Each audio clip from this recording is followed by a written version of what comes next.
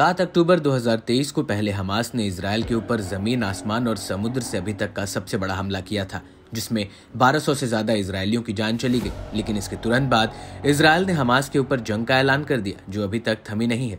Israel के हमलों में गाजा में 16,000 से ज्यादा लोगों की जान चली गई, जबकि कई लोग घायल हुए हैं। लेकिन इस जंग की कीमत इजरायल भी चुका रहा है। दरअसल अब इजरायली फौज दक्षिणी गाजा में खान यूनिस शहर को घेर कर खड़ी हुई है। शहर के बीचों बीच हमास और इजरायली फौज के बीच सीधी जंग चल रही है। इस दौरान इजरायली एयरफोर्स आसमान से गाजा में आग बरसा रही है। लेकिन अब गाजा में इजरायली फौज को एक तगड़ा झटका लगा है। दरअसल जंग के दौरान इजरायल की वॉर कैबिनेट नेता और पूर्व IDF मुखिया एसन कॉट का बेटा जंग में मारा गया है। दरअसल गाजा जंग में मास्टर SDT गाल मेयर एसन कॉट उम्र 25 साल और SDT मेज जोनाथन डेविड डेटेक उम्र 34 साल मारे गए हैं।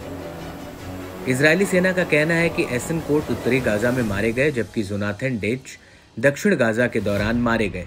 इन दोनों के अलावा इजरायली सेना के 3 अन्य सैनिक गंभीर रूप से घायल हुए हैं, जिनका इलाज चल रहा है। बड़ी बात यह है कि एसन कोट इजरायली मिनिस्टर गाडी एसन कोट के बेटे हैं, जो IDF के पूर्व चीफ ऑफ स्टाफ रह चुके हैं, जो फिलहाल विपक्षी नेता बेनी गेंट्स के आधार पर इजरायल की वॉर कैबिनेट का हिस्सा है।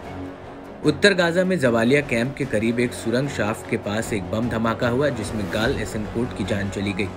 एसनकोट की मौत पर इजरायल के PM बेंजामिन नेतन्याहू और रक्षा मंत्री योव गैलेंट ने शोक जताया है।